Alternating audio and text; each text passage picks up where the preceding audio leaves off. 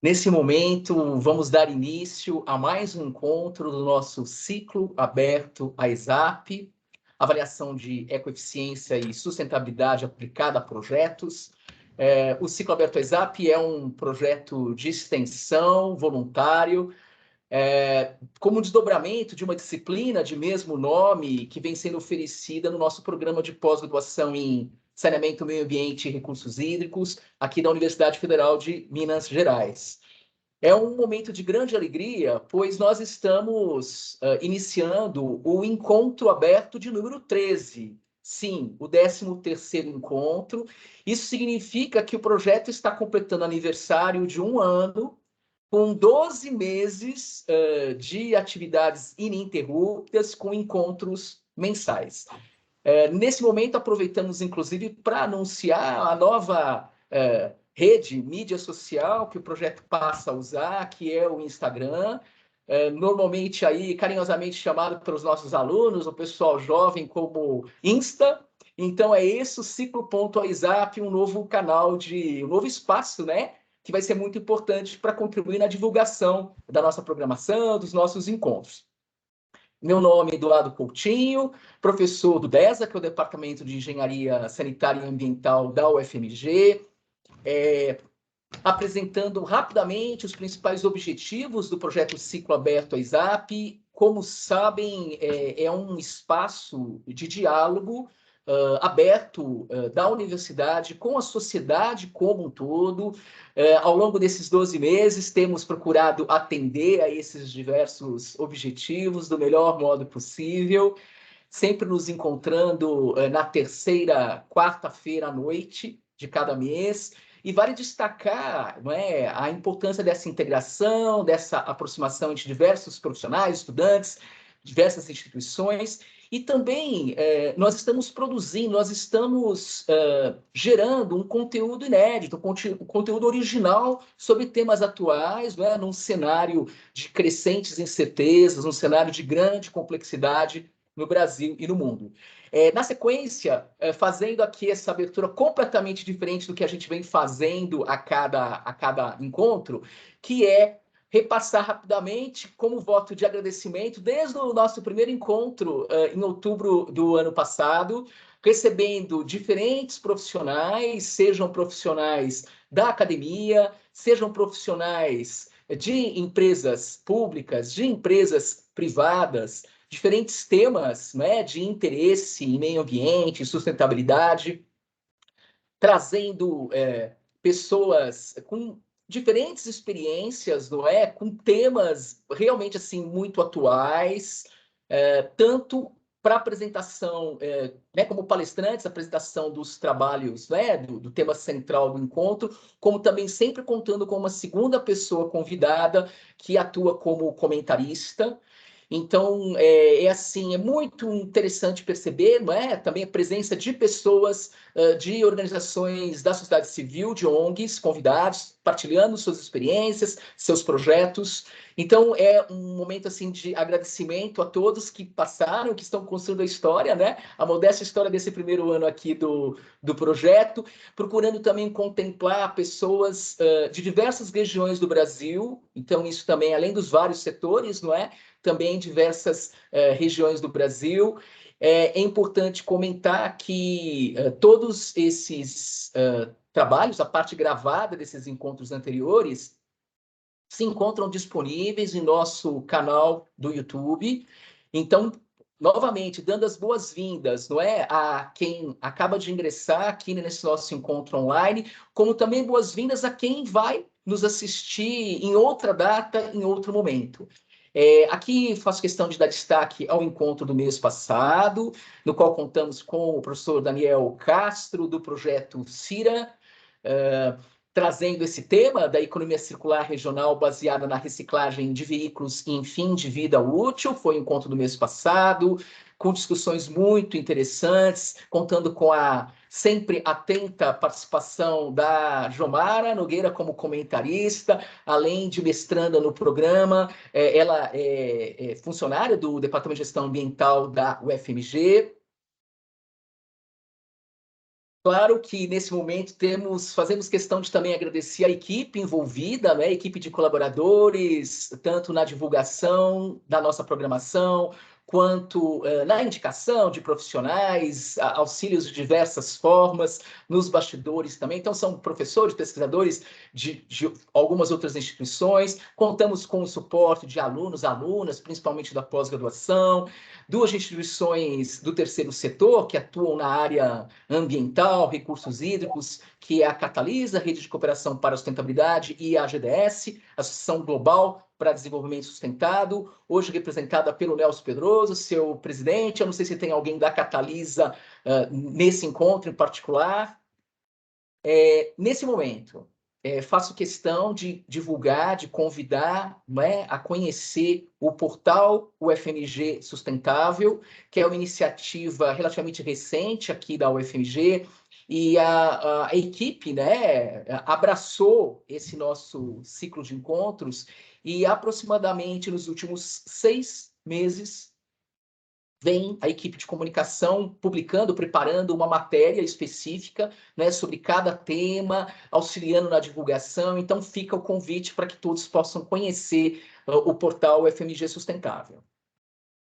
Seguindo aqui, como sempre, antecipamos a divulgação do nosso encontro do mês de novembro, que vai ocorrer no dia 16, com o tema que vocês já estão visualizando, que é valoração ambiental e sustentabilidade. Então, temos como convidados o professor Arnaldo de Oliveira Júnior, do Cefet Minas. Ele é uma referência nessa temática de valoração ambiental. E vamos contar, então, como comentarista, com a Tuane Marra. Ela é mestranda aqui no nosso programa de pós-graduação em Saneamento, Meio Ambiente e Recursos Hídricos. Sob a minha orientação, Tuane está justamente trabalhando com a aplicação de métodos de valoração ambiental no seu tema de pesquisa. Então, antecipamos o convite.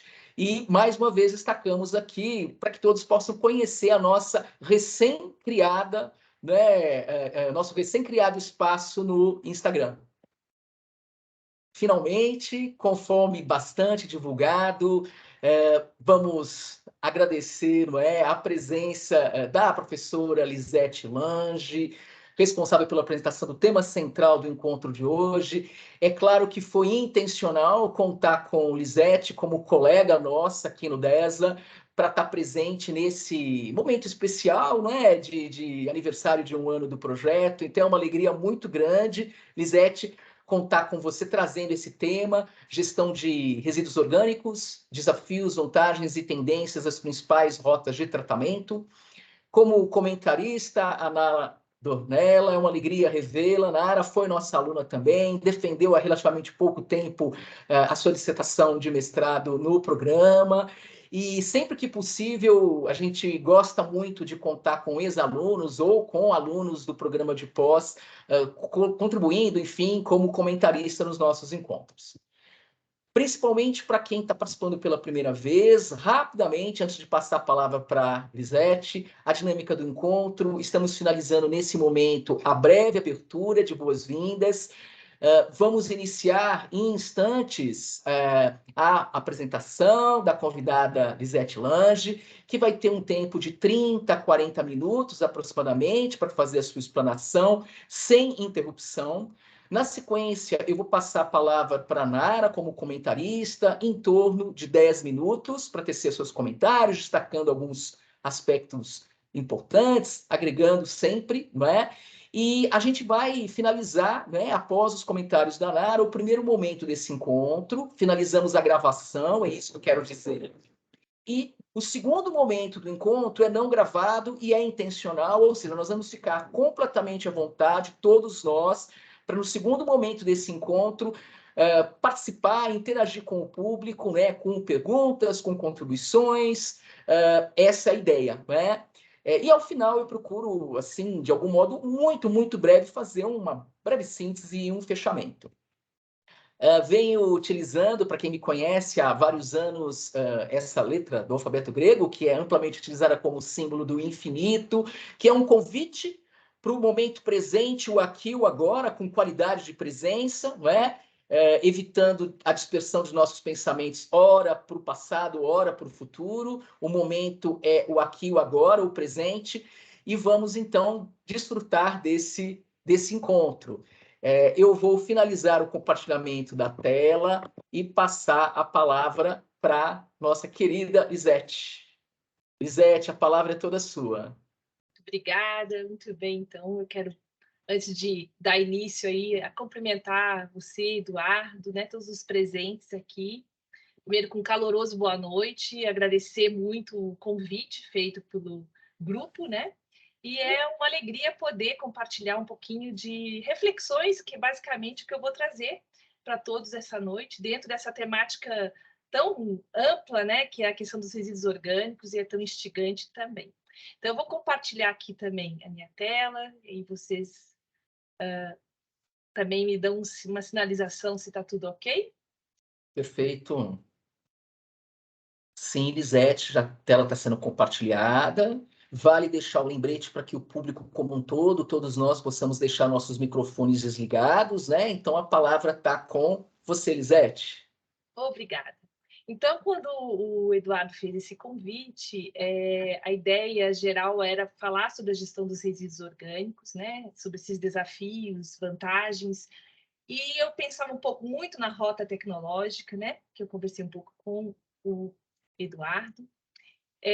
Antes de mais nada, dizer que eu sou colega, né, do Eduardo no Departamento de Engenharia Sanitária e Ambiental, do DESA. Eu também faço parte do programa Saneamento, Meio Ambiente e Recursos Hídricos. E a linha minha de trabalho é a área de resíduos sólidos, né?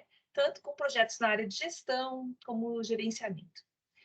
E ao refletir um pouquinho mais sobre o que eu iria trazer essa noite, eu centralizei a ideia numa discussão muito importante que tem permeado aí os meus estudos, né, junto com Portugal, França, que eu tenho trabalhado ultimamente, e que são os resíduos orgânicos, especificamente aqui em áreas urbanas, né, onde nós temos inúmeros desafios, mas também grandes oportunidades. E é um pouquinho isso que eu vou trazer essa noite para vocês, né? Aqui eu acho que uma coisa que eu gostaria que vocês já tirassem um pouquinho da mente são os resíduos agro-silvopastoris. Eu acho que a gente vai pensar aqui mesmo são os resíduos gerados nas áreas urbanas, principalmente os domésticos, então é esse orgânico que a gente se refere, e também os de feiras, mercados, né? Então aqui a gente está falando realmente dos resíduos alimentares, né? E dos resíduos verdes, que vão ser o grande foco das nossas reflexões essa noite, né? Começo com uma introdução, claro, que conhecida, né, e que nos preocupa em âmbito interno de cada um de nós, mas certamente nos nossos trabalhos, pesquisas, reflexões sobre a questão dos resíduos, né? Tanto não só as questões tecnológicas e técnicas, que é o que talvez muitos de nós estudamos, mas muito relacionado aos aspectos também socioeconômicos, né, que se reflete hoje na nossa sociedade, essa geração de resíduos, essa má gestão desses resíduos, né, e as lacunas socioeconômicas que têm se apresentado como grandes desafios nas áreas urbanas, né? Embora a gente sabe muitos números normalmente, né? Esses números sempre estão na nossa cabeça, mas vamos ver um pouquinho, refletir um pouquinho sobre eles, né? Ao longo dessa noite.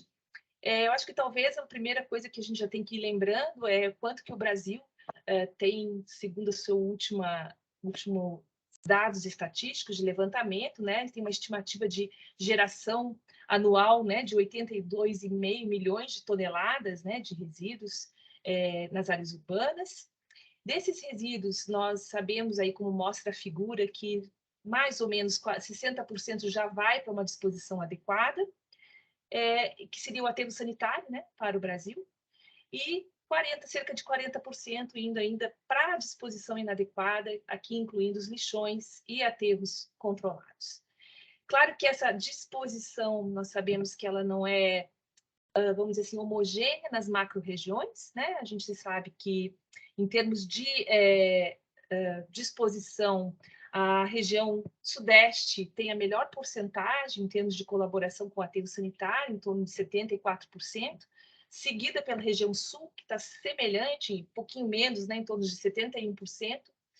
E depois nós vamos ter a região centro-oeste, 42,5%, e aí a região Nordeste e Norte, com uma contribuição entre 35% e 33%. Então, a gente começa a perceber uma diferença, né, entre essas macro-regiões na forma como é disposto o resíduo. Né? Então, a gente está falando da parte mais básica. Né? Quando a gente olha nessa outra figura que está aí à esquerda de vocês, é importante também ressaltar. Então, pense nessa geração de resíduo, o per capita hoje, a média, segundo o SNIS, está 1,07 kg por habitante dia, né? E nessa geração total de resíduos, também uma diferença nessas macro-regiões, né? Sendo a região sudeste aí, com a maior geração de resíduos, seguido pela nordeste, sul, centro-oeste e norte. E a gente vai percebendo que essa geração, então, ela está muito relacionada às questões econômicas, a questões sociais, culturais, climáticas. Ressalto ainda aí a nossa taxa de cobertura, um dado importante, né? Segundo o SNIS, é de 92,1%.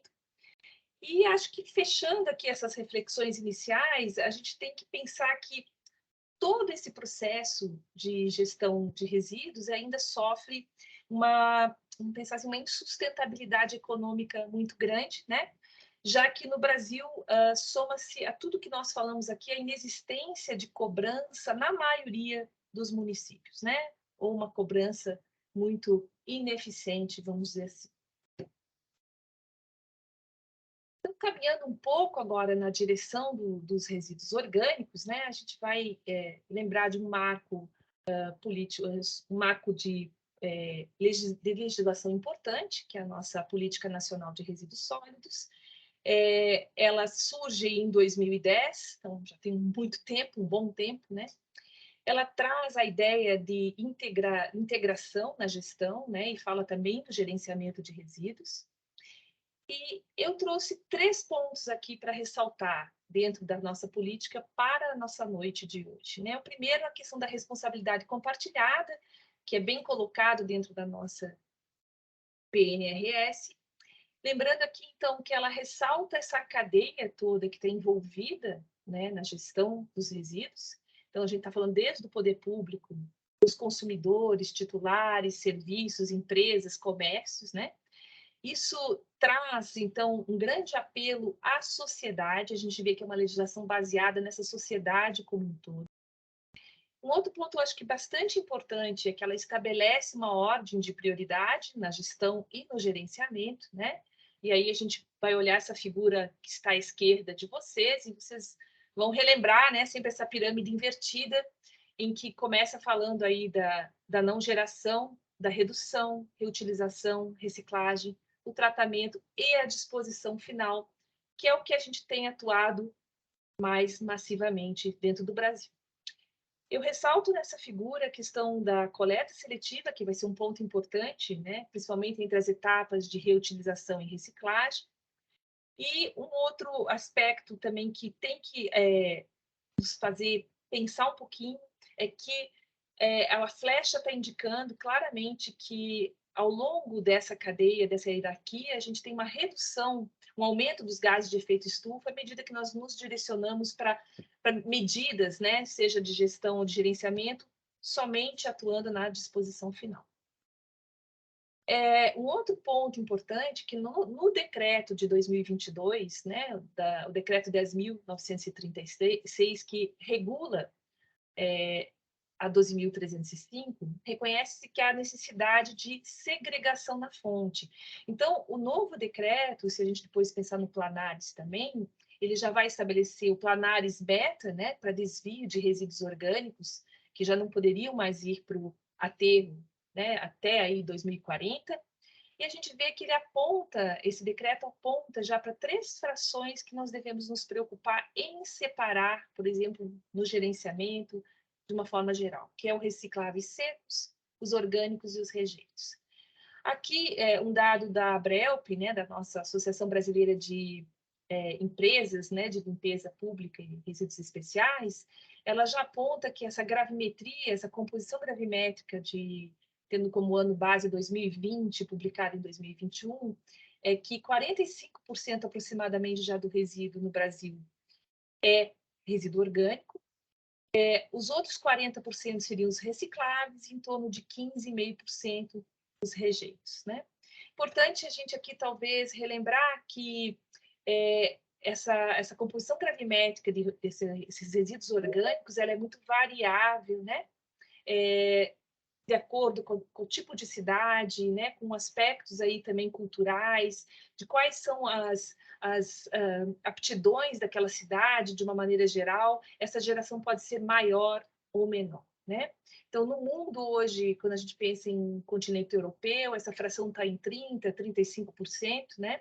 E o Brasil, quem já estuda resíduos há muito tempo, sabe que também a gente diminuiu essa fração, se falar em média, né?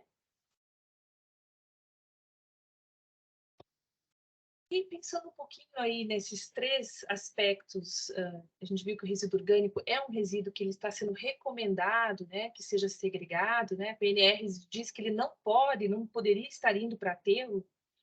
A gente vê que a gente está falando de um volume expressivo, né, de material, que é aí de 35% a 70%, dependendo do local.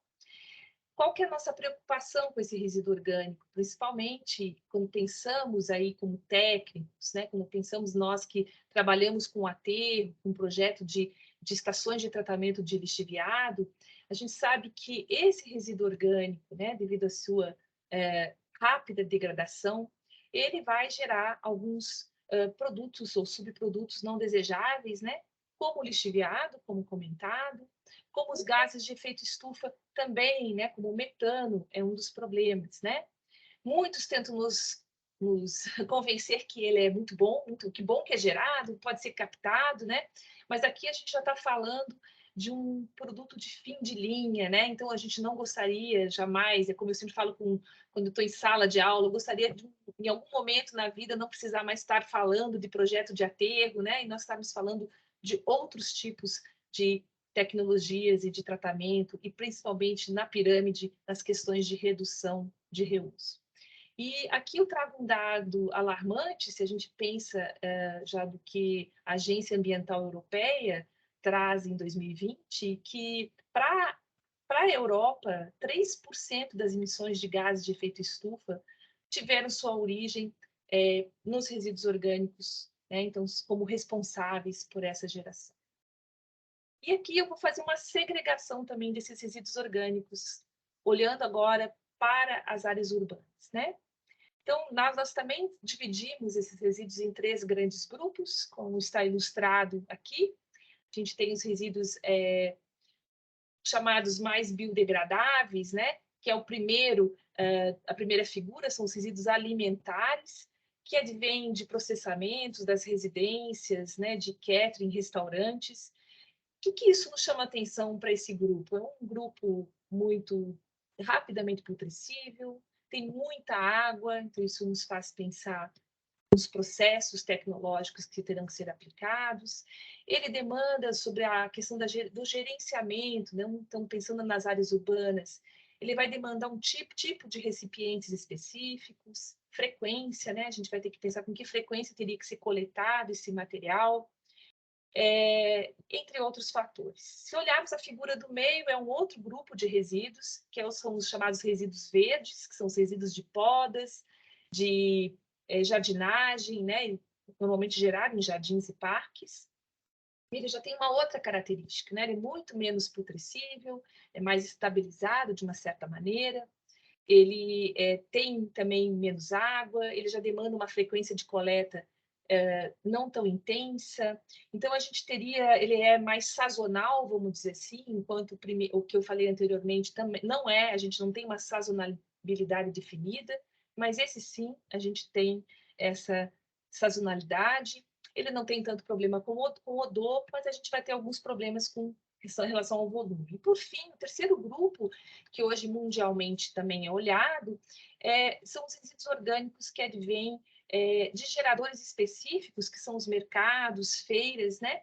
Que ele vai ter características semelhantes ao primeiro grupo, aos resíduos gerados alimentares, vamos dizer assim, mas com um teor de líquido menor, né? Ele vai ter ele vai ser muito menos putrescível, muito menos biodegradável e, portanto, com controles diferenciados, né?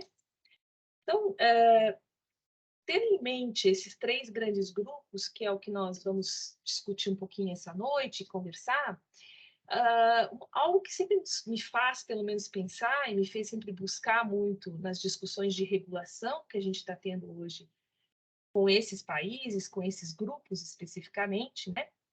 É um pouquinho sobre essa cadeia de geração desse resíduo. E não tem como a gente falar da geração de resíduo sem pensar na cadeia de suprimento, né, desses resíduos alimentares. Essa é uma figura também bastante emblemática, ela divide, né, a cadeia de alimentos em 10 grandes grupos que vocês estão vendo aqui, que são as carnes, os peixes, laticínios, ovos, cereais, frutas, vegetais, o que eles chamam de leguminosas, né, a parte de açúcares e de óleos. Cada pontinho que vocês estão observando aqui, eles representam, em termos de geração, 1 milhão de toneladas para cada pontinho desse. Os que são vermelhos já são o resíduo mesmo, que é gerado nessa cadeia de alimentos. E o que está em cinza é que ainda faz parte da cadeia de suprimento. O que vocês estão vendo entre parênteses, esses números, eles representam justamente a razão, né, entre resíduo e alimento disponível. Então, claramente chama muita atenção a gente olhar o peixe, né, os pescados aí, né? Se vocês observarem, a gente está falando nessa cadeia de suprimento quase 1 para 1, né? O que vai fazer parte da cadeia alimentar e o que vai ser gerado de resíduo. Então, é bastante assustador, chama muita atenção esse grupo. Talvez depois o que chama bastante atenção são os grupos de frutas e vegetais, né? Que não chega aos 50%, mas além do problema, além da questão da quantidade que a gente está falando, que é muito maior do que, por exemplo, na indústria de pescados. Olha, em contraponto à indústria de laticínios, né? A gente tem uma indústria que gera uma grande quantidade de alimentos, né? Diversos, mas ela tem uma contribuição de resíduos alimentares muito menor. E assim a gente poderia estar falando de cada grupo. Claro que isso é um dado muito importante a ser levantado quando queremos discutir resíduos orgânicos, né? Aqui a gente começa a discutir a base, a geração de tudo isso, né? E isso seriam dados também importantes a serem levantados para o nosso país, né? O segundo ponto, quando a gente vai pensando sobre essa cadeia de suprimentos, certamente quem que está contribuindo com o que aí, né? E eu acho que o que não fugiu muito no que eu sempre pensei, olhando os dados, olhando artigos, a gente vai ver que, sem dúvida, a etapa de consumo, né, os consumidores, o consumo em si é o grande responsável pela maior quantidade de geração de resíduos orgânicos que nós encontramos nas grandes cidades. Vocês têm aí nos gráficos PITS os grupos que mais contribuem de cada etapa. Então, olhando ali, a gente tem a produção primária, né? Principalmente a parte nas fazendas, onde você está extraindo o produto, e a gente, sem dúvida, vê os vegetais e frutas contribuindo grandemente. Depois, a gente tem a parte de processamento e manufatura, com 30,5 milhões de toneladas, então uma contribuição também razoável, né? Um quarto praticamente para cada um desses. A de distribuição e varejo, vamos dizer assim, tem uma contribuição menor, e a gente vê alguns grupos específicos, né, que são aqueles que são mais putrescíveis, né, se não forem adquiridos rapidamente. E então o consumo que eu comentei, com 59,7 milhões de toneladas. Dados também europeus, com alguma coisa de paralelo nessa publicação com os Estados Unidos.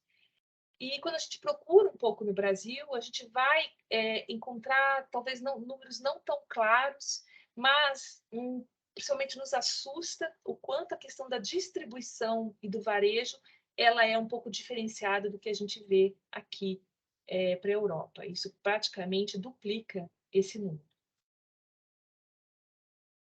Então, quando a gente pensa naquela hierarquia de gestão comentada inicialmente, apontada, né, pela nossa política nacional, aqui a gente procura trazer essa hierarquia dessa figura para a gestão dos resíduos alimentares e os resíduos verdes, né? Então, observem que aqui as etapas, né, começam com a questão da prevenção propriamente dita, e a gente viu claramente nas figuras anteriores que há uma cadeia de desperdício muito grande, né, desses alimentos. Isso, talvez uma reflexão importante para nós hoje, né, nas decisões que a gente tem que tomar em relação às iniciativas de prevenção, né?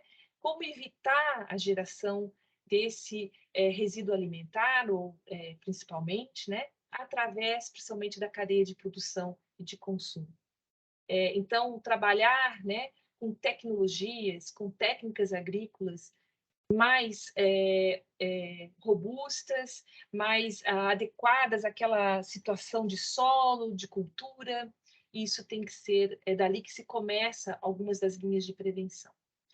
Os demais que está em verde, que é a questão do reuso, na cadeia alimentar, sempre a preferência para o reuso no consumo humano, depois para o consumo animal, né? Então, aqui, fazer parte, né, de, por exemplo, grandes programas que hoje buscam alimentos, né, que estão próximos da data de validade, ou alimentos que estão em condições, às vezes, como frutas e vegetais, não tão assim, boas de olhar, ou com algum tipo de machucado, né, apertada, mas que ainda em condições de consumo. Então, esses incentivos, esse tipo de programa deve ser incentivado numa cadeia, né, de gestão de resíduos alimentares. E, por fim, a gente vem para falar um pouco do reuso e da reciclagem, onde eu vou centrar um pouquinho mais e na ciclagem também de nutrientes, né? E o penúltimo degrauzinho dessa pirâmide, né, que vai falar de, para eles, para a Europa, é importante a questão da recuperação energética, mas eu acho que aqui nós teríamos que olhar com total cuidado quando falamos especificamente do resíduo alimentar. Então, diria que quase eu riscaria essa parte aqui da nossa gestão em termos de Brasil, algo para a gente depois discutir juntos, né? Então, a ideia de encorajar essa doação, de apresentar alternativas de reprocessamento, ela já é bastante estável, já existe no mundo.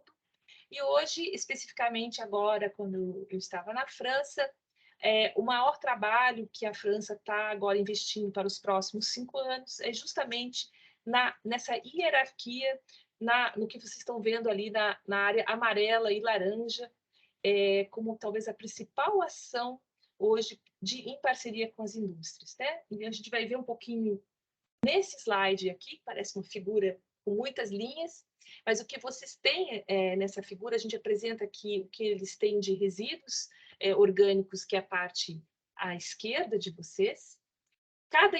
Quanto mais intensa essa linha, maior a chance de valoração desse resíduo especificamente, e a gente vai ter os 10 grandes grupos que comentamos anteriormente, né? Então, se pegarmos ali nas frutas, já o aproveitamento de pele, né, de polpa, de caroço, né? Isso hoje está sendo aproveitado. Se olharmos para a direita, né, tanto para, por exemplo, recuperação de enzimas, trabalhar com a indústria de cosmético para, por exemplo, peptídeos, para uso de peptídeos, os polifenols. Então, as indústrias já adquirindo esse tipo de material, né, com um protocolo, obviamente, para atender aí as diversas indústrias que a gente pode ver ilustrada aí. Então, desde a indústria farmacêutica, a indústria automobilística, né, ou indústria de manufatura, com relação aos biopolímeros, aos produtos biocerâmicos também. Também a indústria alimentar, né, sempre adquirindo, por exemplo, ácidos orgânicos, ácidos graxos, né, que tem um grande valor para a indústria em si. Talvez aqui o que se destaca principalmente nesse ponto, eu diria para que a indústria realmente ela possa ou tenha interesse em trabalhar já em escala no aproveitamento desses resíduos, que normalmente é o nosso olhar como técnicos, né, engenheiros, químicos, a gente já pensa nesse esforço que tem que ser despendido, né, em relação ao tipo de tecnologia. Então, hoje, a gente vai ver que a ABFAL alemã solta primeiro, vamos dizer assim, série de protocolos para aproveitamento, né, de resíduos orgânicos na cadeia industrial. Então, isso é um ponto importante dentro daquela nossa pirâmide. E a gente vai ver aqui que preocupações, elas existem em qualquer país, relacionado principalmente à logística, de como fazer esse material chegar na indústria. Isso vale para qualquer resíduo, né? A gente sabe, sempre discute sobre isso. Qual é o custo disso? Lógico, isso também é importante, né?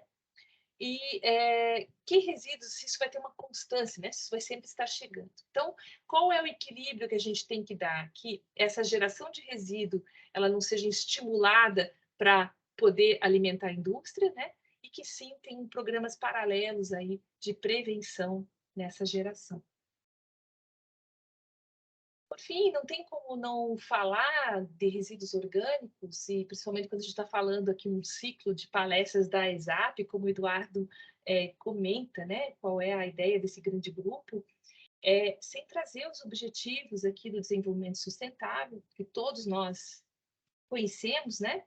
Mas aqui eu acho que o destaque maior, quando a gente pensa numa boa gestão de resíduos orgânicos, é a questão de auxiliar na questão da fome zero, da agricultura sustentável, né? Depois a gente vai ver alguns exemplos. E talvez na sequência aí do 11, 12, 13, das questões das cidades sustentáveis, né? Que tem sido programas descentralizados aí para o uso desses resíduos orgânicos em hortas comunitárias, como a gente vai ver também mais à frente. A questão do consumo e produção responsável, que é um ponto muito forte, muito importante numa boa gestão de resíduos orgânicos. E, claro, foi falado lá no início, também vai ter um trabalho aí ligado à questão da mudança global de clima, quando a gente pensa principalmente na possibilidade dessa redução de gases de efeito estufa, né? Então, seriam os 4 principais objetivos que vão estar permeando nas ações, vamos dizer assim, positivas que a gente possa eventualmente fazer, desde a não redução, não geração, na redução, no reuso e na reciclagem desse material. E, claro, quando a gente vai pensar na etapa já de reciclagem, muitos falam da ciclagem de nutrientes, né? E aqui olhando também desde ciclo de carbono, redução, né, dos gases de efeito estufa, 3 grandes tecnologias, elas são apontadas, né, mundialmente. O Brasil conhece bem, não são, eu poderia estar, foi um dos pensamentos que eu tive, né, falei assim, não, vamos detalhar as tecnologias, mas não é o alvo nosso nessa noite, a gente pode depois conversar sobre cada uma delas mais especificamente, mas eu vou apresentar rapidamente essas 3 grandes tecnologias abordadas e, vamos dizer assim, que tem políticas públicas que são indutoras em muitos países, né? E no Brasil, com as normas regulamentadoras hoje da ANA e algumas tendências, a gente vai percebendo que com o tempo a gente já tem uma norma para a questão da compostagem, depois a gente vai falar um pouquinho. Então a gente vai ver que já começa a se apontar algumas tendências, mas ainda muito locais. Por exemplo, algumas cidades no Brasil já trazem legislações específicas para os resíduos orgânicos. Então, a primeira tecnologia abordada é a digestão anaeróbica. Claro, quando a gente pensa aqui no Brasil, ela está muito ligada principalmente à indústria, por exemplo, de carne, né, de suínos, né? Então, tá no pessoal do sul, lá de Santa Catarina, usa muito essa tecnologia para aproveitamento, né, dos dejetos suínos, da mesma coisa nas camas de frango, né? E vamos pensar em alguns resíduos agro-silvopastoris também. Então, aqui o que a gente basicamente tem é um preparo, né? A gente vai ter algumas operações unitárias mecânicas, que é preparo, peneiragem, a mistura. Para resíduos alimentares, a digestão anaeróbia, especificamente, ela se concentra numa digestão ou a seca, né? Ou ultra seca ou a úmida, depende do qual resíduo você tem. Passamos aí pela essa hidrólise e fermentação que vocês, talvez muitos aqui já conheçam, né? Eu não vou falar de novo sobre a tecnologia em si.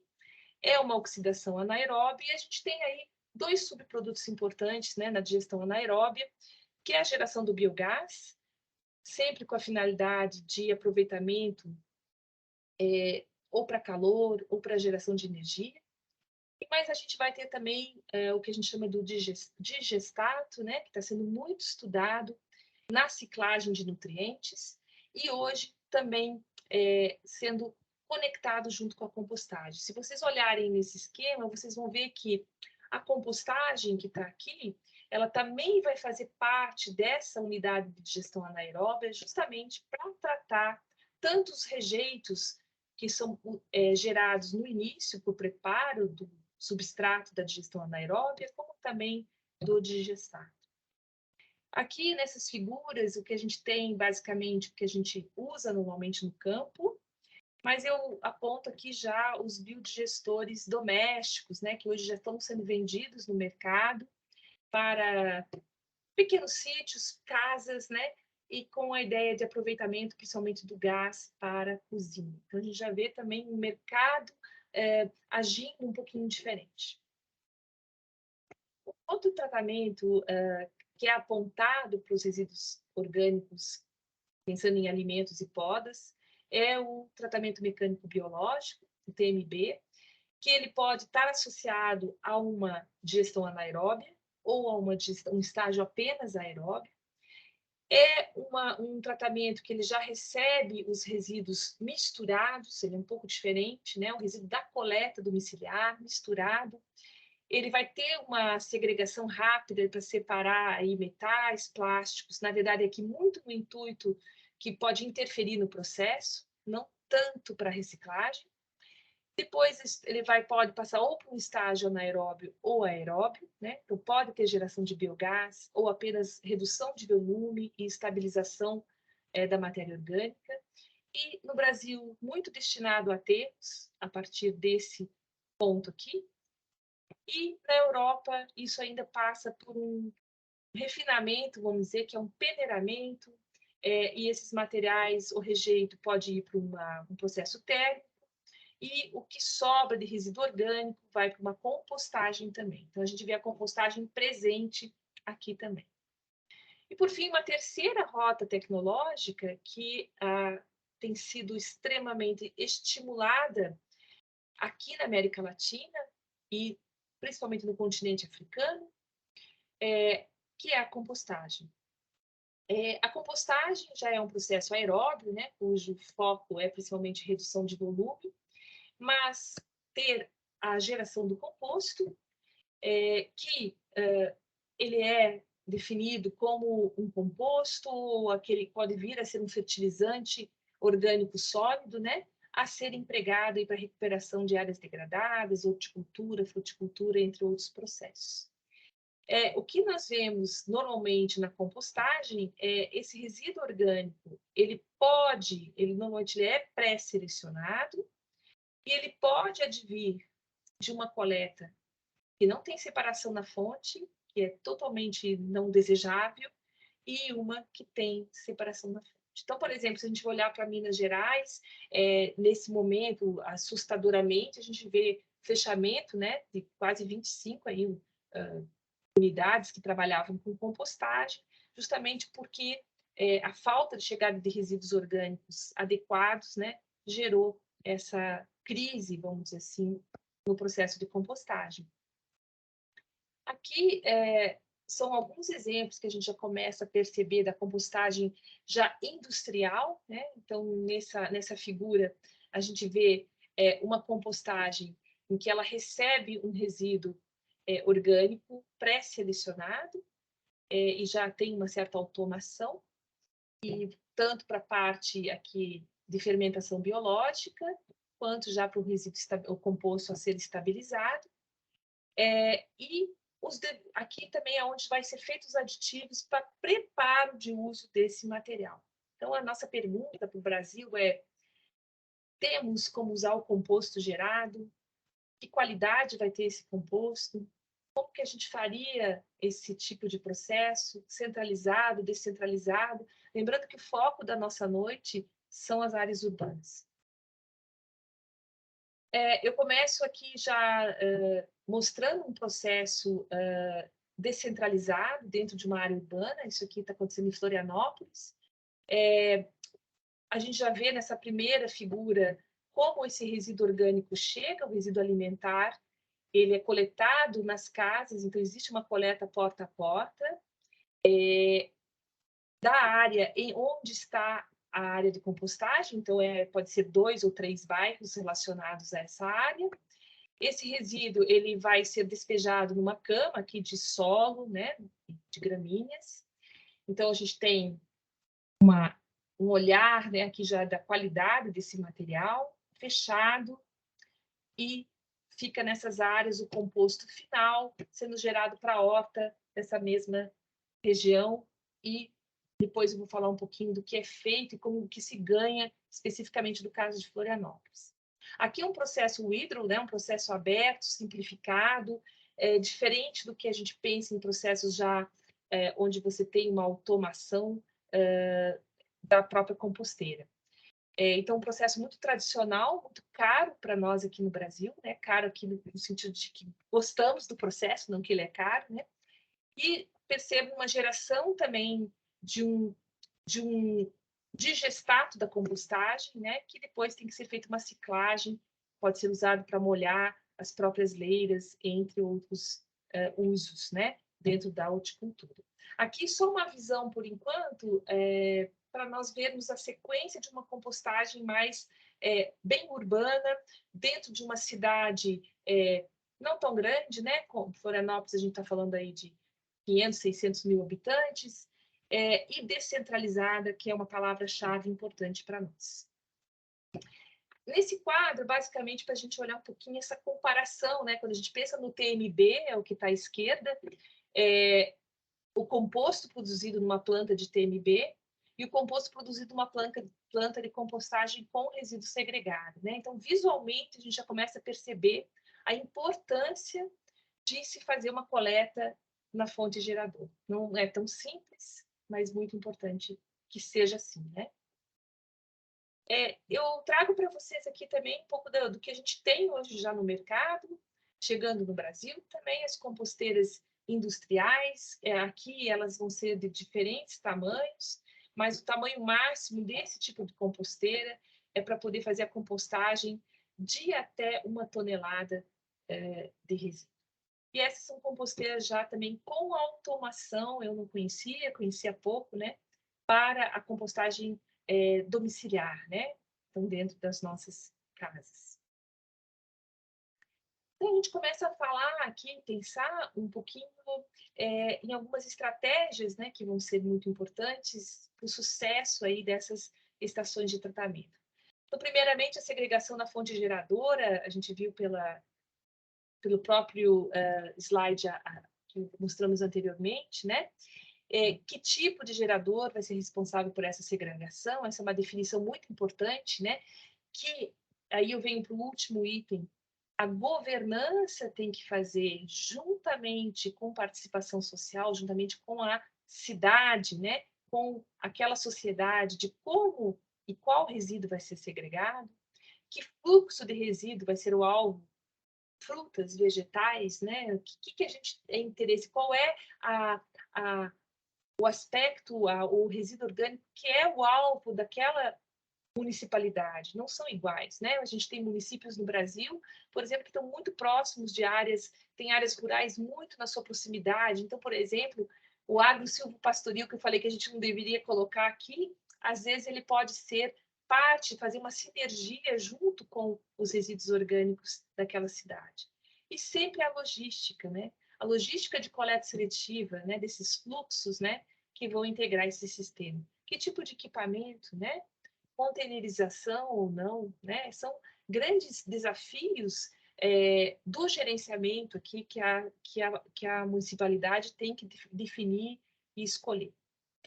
E, lógico, esse item eu considero fundamental, porque quando a gente vai discutir e ver o que está acontecendo em outros países, e aqui a gente pode citar o exemplo da Colômbia, que na América Latina tem uma linha hoje de financiamento específica para fazer compostagem descentralizada, né?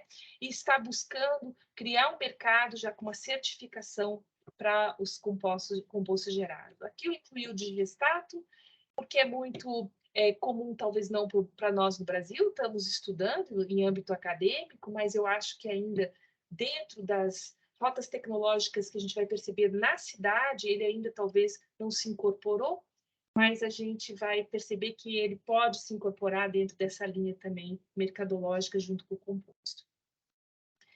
Então, eu trouxe um pouquinho desses dados de mercado, tanto do composto quanto do digestato, como exemplo a Europa, né? Porque ela tem essa divulgação desses dados, né? Então, à esquerda de vocês, vocês veem que tudo que está em verde escuro refere-se à produção do composto aí em quilogramas por pessoa. Então, a gente vai começar a ver a questão, por exemplo, olhando a Holanda, né? Como é um mercado forte. Se olharmos aí também a Alemanha, embora veja que a Alemanha também vai ter um mercado pro digestato, já que ela investe na digestão anaeróbia de resíduos urbanos. A Bélgica chama atenção, ela tem muito mais o digestato do que o composto, mas países que se assemelham, perdão, que eu dei com o Brasil, vamos pensar em termos de características, como Portugal, onde a gente tem estudado muito também, a gente vai ver que eles não têm dado muito conta de trabalhar com a digestão anaeróbia, mas sim apenas com a compostagem, né? Mas gerando um composto de mais qualidade.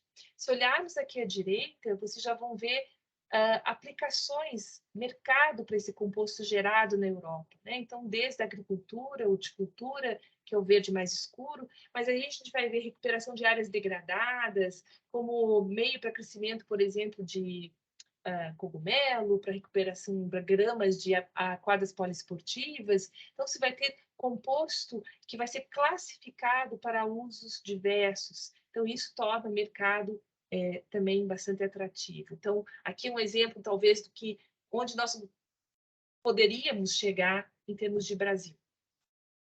E trago aí o que eles hoje estão fazendo na Europa, que é apresentar um selo de qualidade, né, para o composto. Então, hoje você vai no supermercado na Itália, na França, e você vai encontrar, para comprar, a gente às vezes encontra carvão, solo, né, no nosso supermercado, a gente vai poder comprar esse composto, né?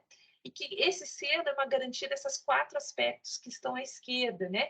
A garantia da seleção do material que foi colocado ali, do controle do processo, né? Seja compostagem, seja se tiver uma digestão anaeróbia, o digestato aqui associado, a qualidade desse produto final e certamente uma recomendação de uso para esse composto específico. Então, a gente está falando realmente aqui de mercado, mas um mercado de qualidade e de segurança.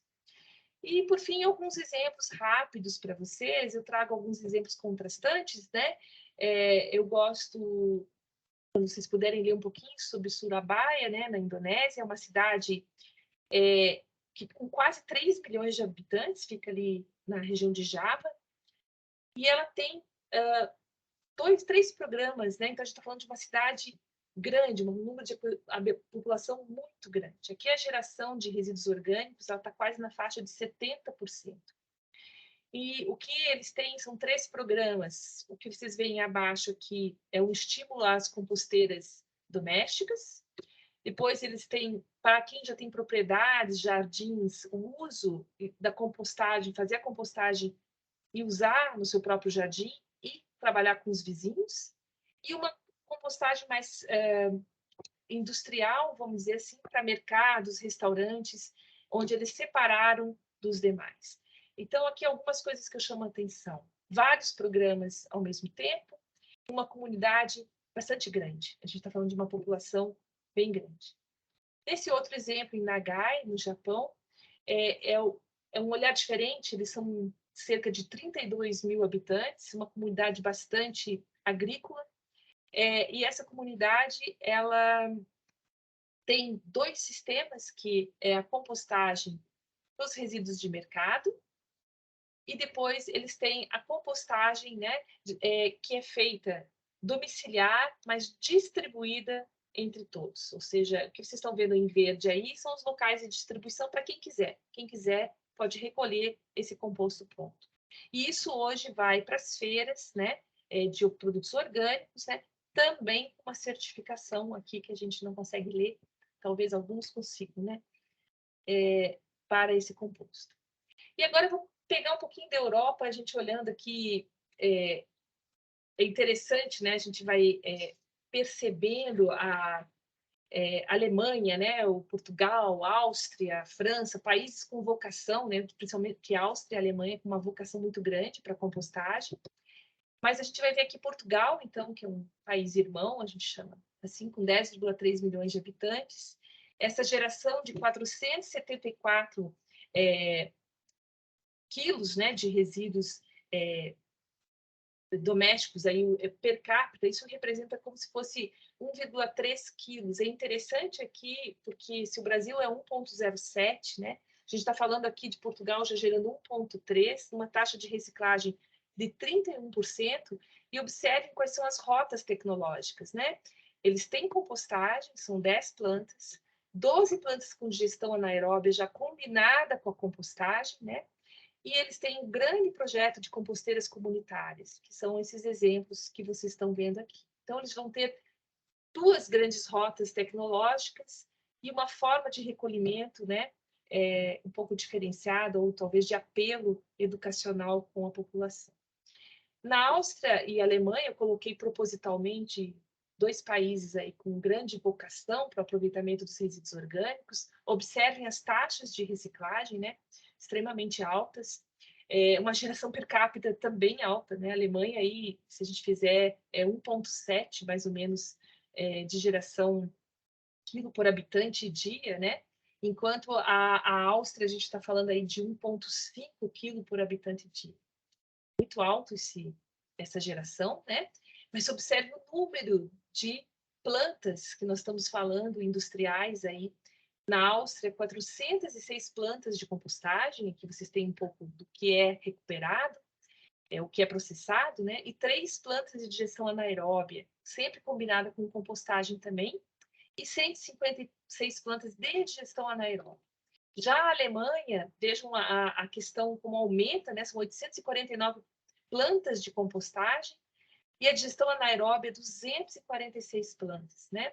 Aqui, tanto em processos centralizados quanto descentralizados. E também há plantas de combinação de digestão anaeróbia e compostagem. Por fim, a França, que tem aí um per capita de 1,4 kg por habitante dia, uma taxa de reciclagem alta, né? Podemos considerar também 42%. E a vocação das rotas tecnológicas aqui, 780 plantas de compostagem e 9 de digestão anaeróbica. Então, vocês têm uma ideia aí da ordem de processamento também. A França também, ela não é um selo para compostagem, mas aqui é uma selagem, uma rotulagem que eles estão fazendo hoje das áreas que estão investindo na retirada de compostos orgânicos do resíduo comum. Quando a gente olha a América Latina, as iniciativas, então, são muito pouco, assim, estruturadas, estabelecidas em termos de definição de Estado, né? Uma definição, assim, que ela é igual e é o Estado que abraça. Então, se a gente olhar a primeira foto ali na Argentina, ela, na verdade, só tem uma planta de compostagem na grande região de Buenos Aires e é um resíduo que vem especificamente de mercados, né? Está com muitos editais agora para a questão de plantas de digestão anaeróbica. O segundo exemplo, Chile, aqui até uma foto do Chile, mas o Chile e a Colômbia têm os grandes projetos de compostagem doméstica, talvez os maiores, mas a Colômbia firmemente apostando nessa rota.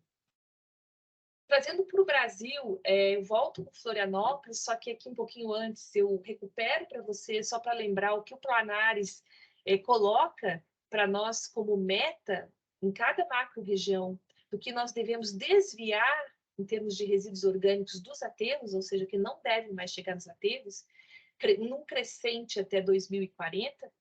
Então, vamos pensar em Florianópolis, na região sul, né? Essas são as metas.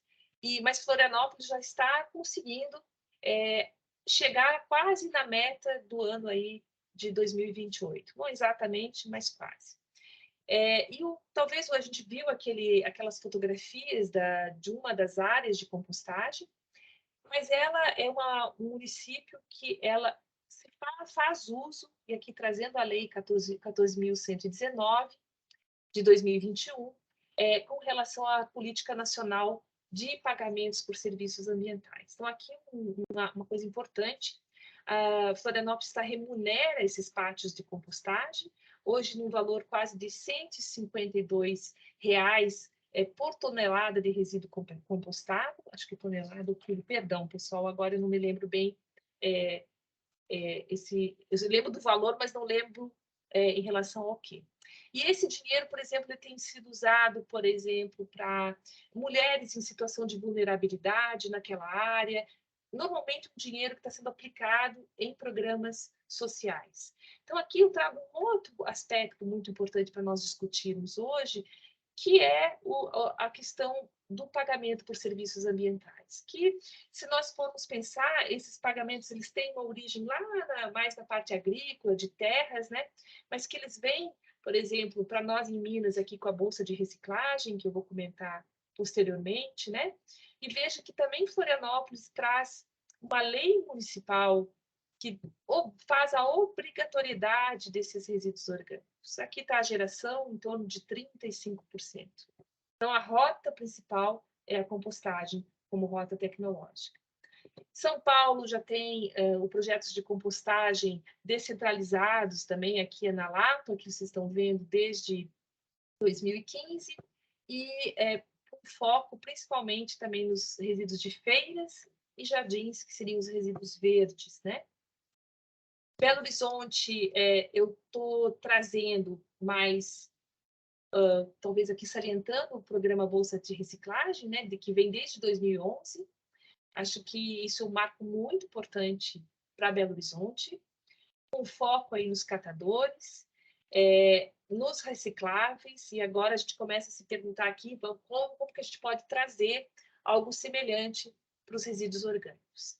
A compostagem ainda realizada lá na CTR 40, diria uma compostagem mais de educação, de preparo, numa escala ainda muito pequena, mas nós temos empresas, trazendo exemplo de que é a Minas Orgânica, em Betim, que trabalha tanto com a compostagem como também com o TMB, mas nós temos outras empresas que trabalham com compostagem industrial, e o governo de Belo Horizonte, aí, no caso, o governo do estado de Minas, também com foco na geração de material didático, né? A gente tem que salientar positivamente isso também.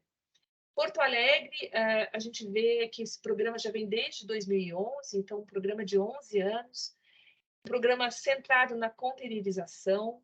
E qual é o resultado que a gente tem hoje de Porto Alegre, embora a maior parte direcionada à compostagem, composto que ainda não tem qualidade adequada, talvez principalmente pelo método de coleta que eles optaram, né? Então, agora já concluindo, então, a minha fala aqui, né, Eduardo, e algumas reflexões. Primeiro, talvez para as grandes cidades, os desafios, né, que é a escala, a densidade populacional, agora a gente viu o exemplo da Indonésia, né? A distância, questão de logística, de transporte, né? Sairmos das iniciativas experimentais, né, e irmos para escalas maiores, então ter financiamento, participação da indústria é muito importante, né? Que essas unidades elas tenham autorização ambiental, isso tem que ser organizado, negociado junto às secretarias de meio ambiente. Ter como alvo os resíduos, aí pus entre parênteses, pessoal, os mais fáceis, né? Como o pó, dos resíduos verdes, os resíduos de mercados e feiras livres. Essa estratégia de comunicação com a população é muito importante, né? Ter dados, a gente precisa levantar dados mais confiáveis, banco de dados, a semelhança do que foi apresentado no início, né? Onde a gente consegue ver bem os pontos de geração para a gente pensar em programas adequados, né? Para a minimização da geração desses resíduos orgânicos. Estratégias sempre são os instrumentos fiscais e legais, a padronização técnica, que eu ressalto, eu acabei não falando, mas a resolução 481 de 2017, que traz, né, a compostagem como técnica, e vai falar um pouco, vai talvez dar as características ideais. Aí a gente tem que apelar, né, para o mapa, para o Ministério da Agricultura, para algumas instruções normativas para obter esses dados. Produzir guias técnicos é muito importante, né?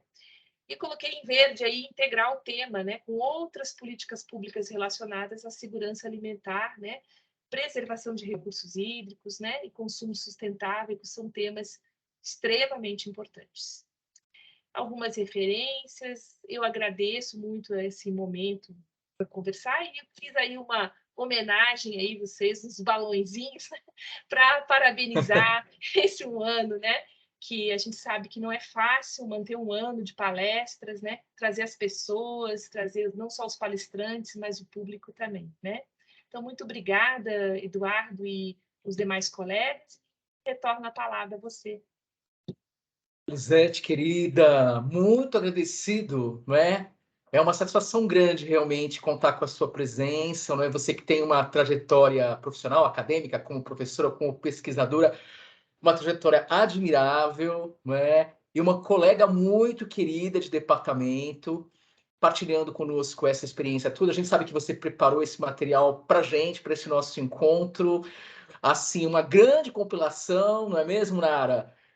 Trazendo aí um pouco de aspectos, né, de diversas outras regiões, né, do mundo, e o quanto de desafio temos, né, com a nossa política nacional de resíduos sólidos desde 2010. Avanços ocorreram, mas a gente tem um imenso desafio pela frente.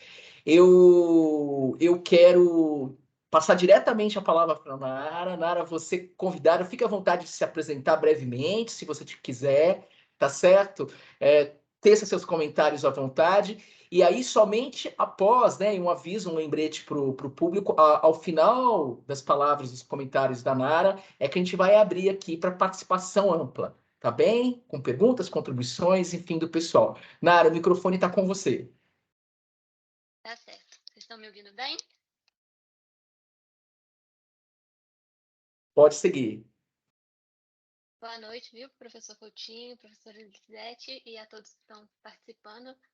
Primeiro, eu gostaria de agradecer o convite, a confiança, né? Fico muito feliz de poder contribuir e aprender muito com essa troca que tem ocorrido nesses encontros tão enriquecedores para a gente.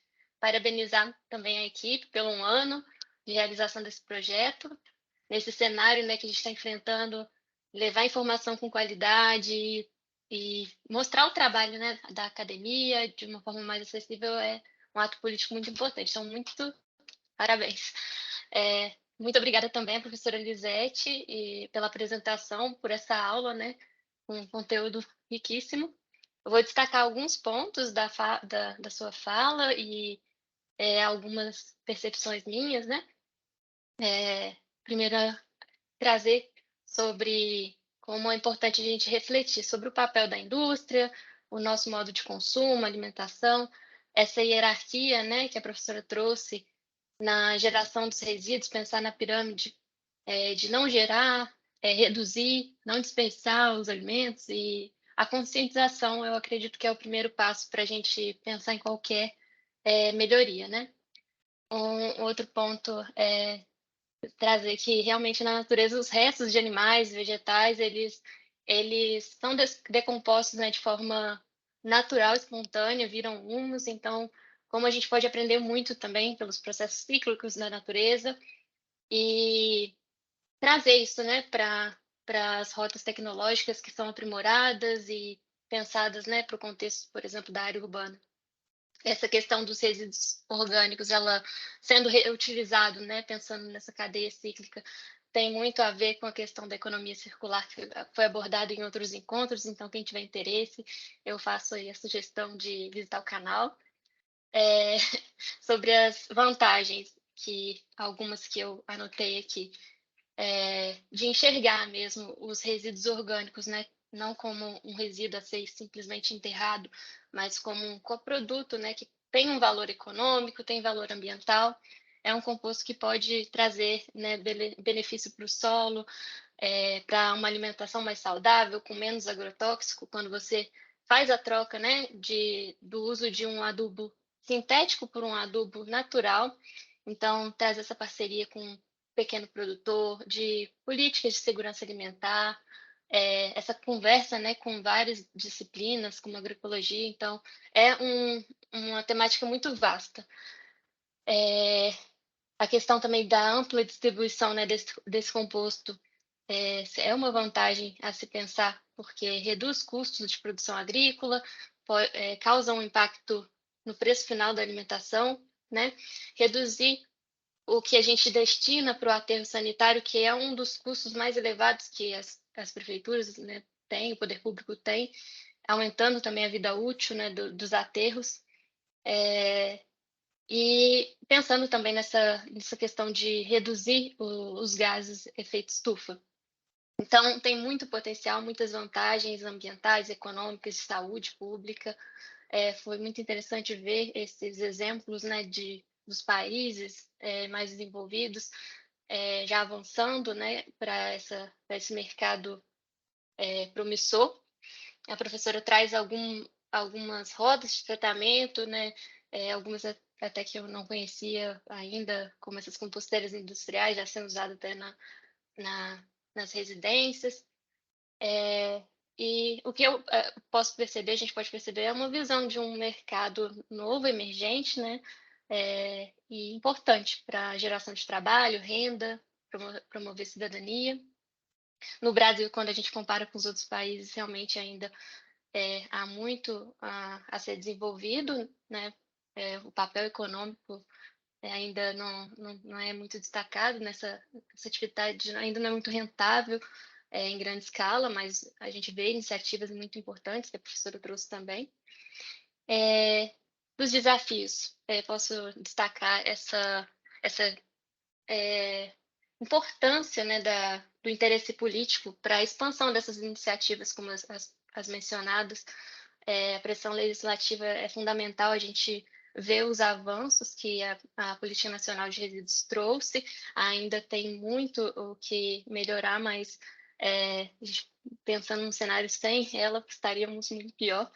Então, é muito importante esse papel. Rastrear, né, toda essa cadeia da produção até e geração para entender qual vai ser aonde precisa atuar, né, como atuar de maneira descentralizada, quais estratégias que vai ser adotado para resolver esses gargalos, né, que a gente observou aí dentro dessa rota toda. Nos investimentos, né, a importância de investir, integrar poder público, setor privado, sociedade, para realmente destinar de maneira adequada os resíduos sólidos, né? A educação ambiental, para trazer dicas, né, de como simplificar esse processo lá, desde o descarte mais simples, né? Porque, apesar de a gente ter muita informação, muitas pessoas ainda ficam com dificuldade de como separar esse resíduo, o que fazer com esse resíduo. Então, difundir esse conhecimento eu acho que é um desafio e é muito importante. A questão da logística também, né? Pelo Brasil, ter essa questão, ter essa dimensão continental, às vezes os custos são muito elevados, então pensar em estratégia para encontrar aí parcerias, né, entre os trabalhadores de cooperativas, o produtor, né, quem vai comprar esse composto, e buscar, né, parcerias de quem tem já esse conhecimento, essa expertise para identificar, né, esses pontos mais desafiadores, como trazer uma gestão mais adequada. Eu acho que eu trouxe alguns dos pontos principais, não vou ficar me alongando porque a gente vai ter um momento ainda de discussão, mas agradeço muito mais uma vez essa aula, foi maravilhosa. Obrigada, professor, e a todos. Obrigada, Lisete. Cara, muito agradecido, viu? Você, como uma profissional da área ambiental, eu tinha certeza que você poderia colaborar conosco nesse encontro, né? Você, inclusive, foi nossa aluna no período da pandemia, na disciplina ISAP, né? Como aluna As regular do duas. programa. Nas duas, aquela outra de energia também, Muito né? boa. De Sim. energias renováveis, né? E limpas. É verdade, é verdade. A gente tem um bom contato. E é uma alegria, né, Lisete, a gente continuar em contato com alunos, ex-alunos do programa, enfim. e sempre que possível participando aqui conosco, contribuindo como comentarista, que foi o que você fez, né? Destacando aí pontos importantes da apresentação da Lisete. Lisete, você realmente nos trouxe assim uma apresentação brilhante, né? Extremamente rica e atual, não é? De muito aprendizado, não resta a menor dúvida, como você colocou, Nara. Fiz algumas anotações aqui. A gente vai encerrar esse primeiro momento do encontro. E claro, Nara, você como comentarista vai continuar me auxiliando aqui, não é? Com perguntas que ocorram para a Lisete, né? Que a gente possa aproveitar esse momento, esse encontro online aqui tão importante, essa experiência vasta da Lisete, né, inclusive internacional, né, Lisete, como você compartilhou conosco agora recentemente, com aspectos de regulação aí dos resíduos sólidos, e uma vida dedicada mesmo, né, à pesquisa, ao ensino, muito voltado para essa área dos resíduos. Eu não quero me alongar mais, vamos dar espaço para o público, né, e eu vou finalizar a gravação nesse momento, e mais uma vez, agradecendo por tudo. Finalizando a gravação nesse momento. Vamos ficar à vontade para as interações.